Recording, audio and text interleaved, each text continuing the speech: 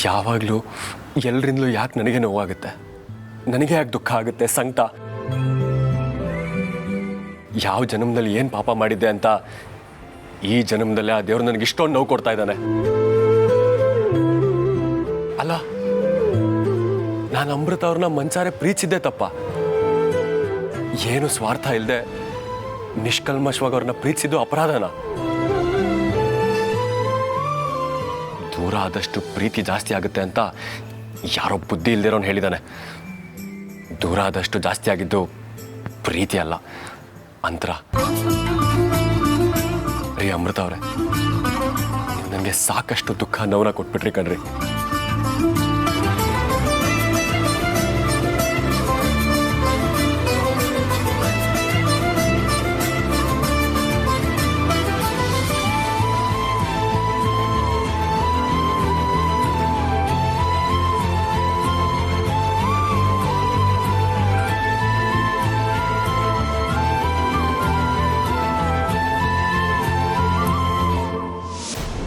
ಅರ್ಜುನ್, ಅಮೃತ ಬಗ್ಗೆ ಯೋಚನೆ ಮಾಡ್ತಿದ್ಯಾ ಅಲ್ವಾ?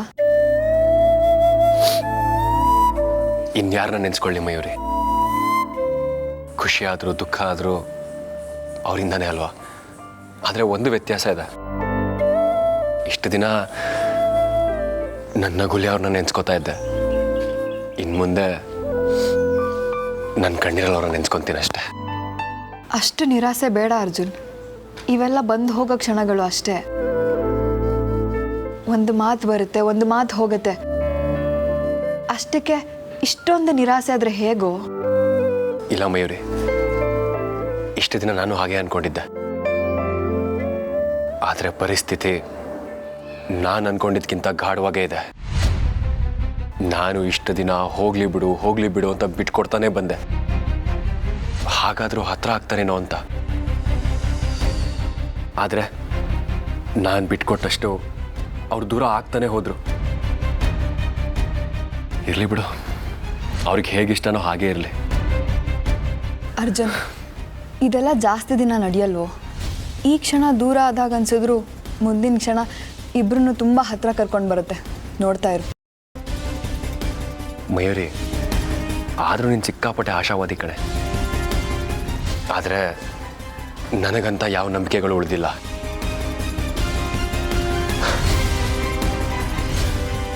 ಒಂದು ಹಂತಕ್ಕೆ ನಾನಂಥ ಭ್ರಮೆಗಳಿಂದ ಮುಂದೆ ಬಂದ್ಬಿಟ್ಟಿದ್ದೀನಿ.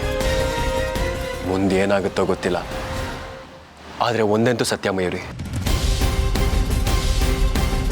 ಅಮೃತ ಅವ್ರ ಬಗ್ಗೆ ನನ್ನ ಮನಸ್ಸಲ್ಲಿ ಇಷ್ಟು ದಿನ ಇದ್ದ ಭಾವನೆಗಳು ಇನ್ನು ಮುಂದೆ ಇರಲ್ಲ. ಖಂಡಿತವಾಗ್ಲೂ ಅವ್ರ ಬಗ್ಗೆ ನನ್ನ ಮನಸ್ಸಲ್ಲಿದ್ದ ಭಾವನೆಗಳು ಬದಲಾಗೋ ಸಮಯ ಬಂದಿದೆ ಅನ್ನಿಸ್ತಾ ಇದೆ. ಆ ಥರ ಬೇಡ ಅರ್ಜುನ್. ನೀನು ಇವಾಗಿರೋ ಮನಸ್ಥಿತಿಲಿ ಈ ಥರ ಎಲ್ಲ ಅನ್ಸೋದು ಸಹಜ. ಓಂ ಯಕ್ಷಾಯ ನಮಃ, ಓಂ ಯಕ್ಷಾಯ ನಮಃ, ಓಂ ಯಕ್ಷಾಯ ನಮಃ.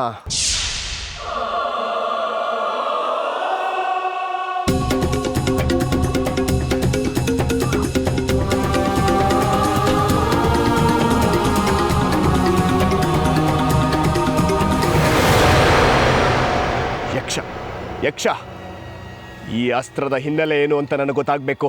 ಇದು ನಾಗಿನಿಯ ಶಕ್ತಿ ಸಂಹಾರ ಮಾಡೋಕೆ ಸಿದ್ಧ ಮಾಡಿರೋ ಮಹಾನಾಗಾಸ್ತ್ರ.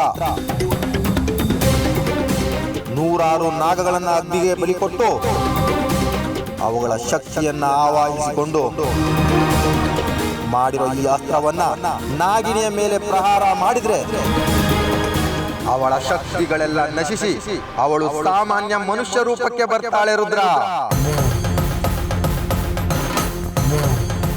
ಅದ್ಭುತ ಅದ್ಭುತ ಯಕ್ಷ. ಆದ್ರೆ ನೆನಪಿರಲಿ ರುದ್ರ, ಈ ಅಸ್ತ್ರವನ್ನ ಹಾಗೆ ನೇರವಾಗಿ ಏಕಾಏಕಿ ಅವಳ ಮೇಲೆ ಪ್ರಯೋಗ ಮಾಡೋಕ್ಕಾಗಲ್ಲ.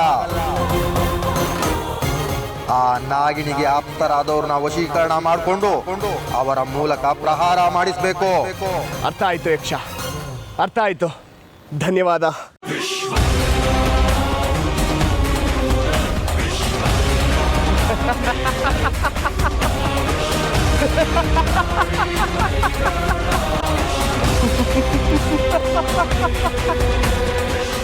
ನಾಗಿಣಿ,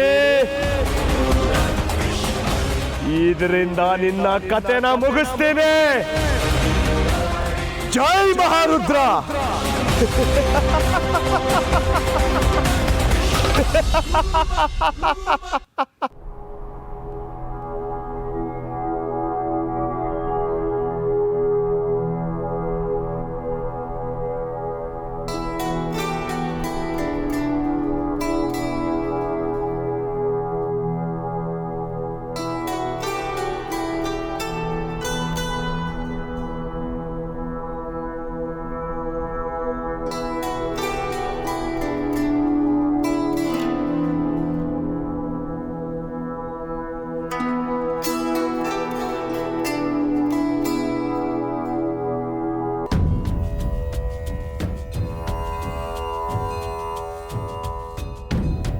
ಕ್ಷಮಿಸ್ಬಿಡು ಅಜ್ಜಿ.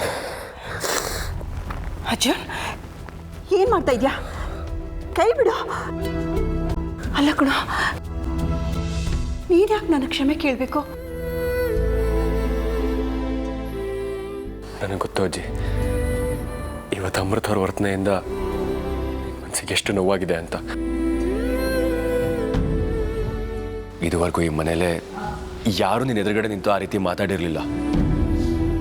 ಅವ್ರ ಪರವಾಗಿ ನಾನು ಕ್ಷಮೆ ಕೇಳ್ತಾ ಇದ್ದೀನಿ.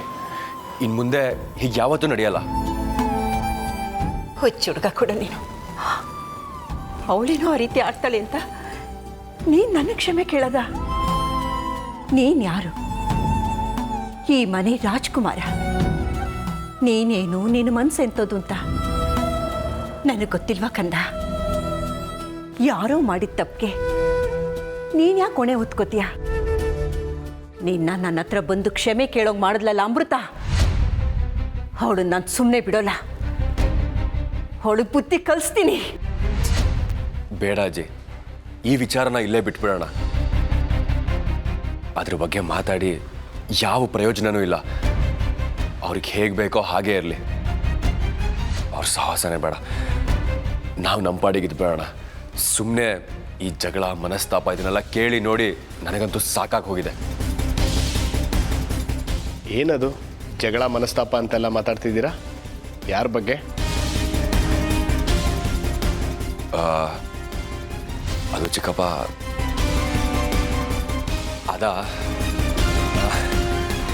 ಏನಿಲ್ಲ ಚಿಕ್ಕಪ್ಪ, ಬಿಡಿ. ಅವನಿಗೂ ಗೊತ್ತಾಗ್ಲಿ ಬಿಡು. ರುದ್ರ ಯಾರು? ಈ ಮನೆ ಮಗ, ನೀನು ಚಿಕ್ಕಪ್ಪ. ಅವನಿಗೆ ವಿಷಯ ಗೊತ್ತಾದ್ರೆ ಏನು ತಪ್ಪು? ಈ ಮನೆ ಹಿರಿಯೋನಾಗಿ ಈ ಮನೇಲಿ ಏನೇನು ನಡೀತಾ ಇದೆ ಅಂತ ಅವನಿಗೂ ಗೊತ್ತಾಗ್ಲಿ. ಹಾಗಲ್ಲ ಅಜ್ಜಿ, ಸುಮ್ಮನೆ ಯಾಕ್ರಂಪ, ಬಿಟ್ಬಿಡಿ ಅದನ್ನೆಲ್ಲ. ಸುಮ್ಮನೆ ಇರೋ. ಇದೆಲ್ಲ ನಿನಗೆ ಅರ್ಥ ಆಗೋದಿಲ್ಲ. ನೋಡು ರುದ್ರ, ಮೊನ್ನೆ ಅಮೃತ ಹಬ್ಬಕ್ಕೆ ತವ್ರ ಮನೆಗೆ ಒಬ್ಬಳೇ ಹೋಗ್ತಾಳೆ ಅಂತ ಇವನು ಜೊತೆಗೋದ. ಅಲ್ಲಿ ಇವನು ಹೆಂಡತಿಗೆ ಹತ್ರ ಆಗಬೇಕು ಅಂತ ಹೋದರೆ ಅವಳು ಇವನ್ನ ದೂರ ತಳ್ಳಿ ಅವಮಾನ ಮಾಡಿದ್ದಾಳೆ. ಎಷ್ಟು ಕೊಬ್ಬಿರ್ಬೇಕು ಅವಳಿಗೆ. ಏನು, ನಮ್ಮ ಅಮೃತ ಹಾಗೆಲ್ಲ ಮಾಡ್ತಾಳ? ನಂಬೋಕೆ ಆಗ್ತಾ ಇಲ್ಲ ನನಗೆ. ಪಾಪ, ಅವಳು ಯಾಕಾಗಿ ಮಾಡಿದ್ಲಮ್ಮ? ಹೌದಪ್ಪ, ಅಣ್ಣ ತಮ್ಮನ ಕಣಿಗೆ ಅವಳು ಪಾಪ. ನಿನ್ನಿಂದ ನನಗೊಂದು ಸಹಾಯ ಆಗಬೇಕಿತ್ತಮ್ಮ. ನನ್ನಿಂದ ಸಹಾಯನ? ಏನು? ಅಮೃತ ದೇಹದಿಂದ ನನಗೆ 1-2 ಹನಿ ರಕ್ತ ಬೇಕಾಗಿತ್ತಮ್ಮ. ನನಗೆ ನನ್ನ ದಿಂಬಿಲ್ಲ ಅಂದರೆ ನಿದ್ದೆನೇ ಬರಲ್ಲ. ಮೇಲೋಗಿ ಒಂಚೂರು ನನ್ನ ದಿಂಬು ತಂದು ಕೊಡ್ತೀಯಾ? ಓಯ್, ಅದೆಲ್ಲ ಆಗಲ್ಲ. ಬೇಕಾದರೆ ನನ್ನ ಕಾಲನ್ನೇ ದಿಂಬು ಅಂದ್ಕೊಂಡು ಮಲ್ಕೋಬೋದು.